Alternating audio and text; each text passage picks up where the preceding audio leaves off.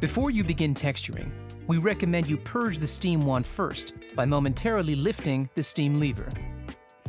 Once you have purged your steam wand, begin with fresh, cold milk. Fill the milk jug to just below the spout position. Lift the steam wand and insert it into the milk. Lower the steam wand, making sure it clicks into place. To start, press down and release the steam lever. The LCD will display the temperature of the milk as it heats.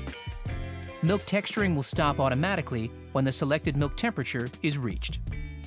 To finish, lift the steam wand and remove the milk jug. Wipe the wand and tip with a damp cloth. Now, lower the steam wand to the down position and the wand will purge automatically.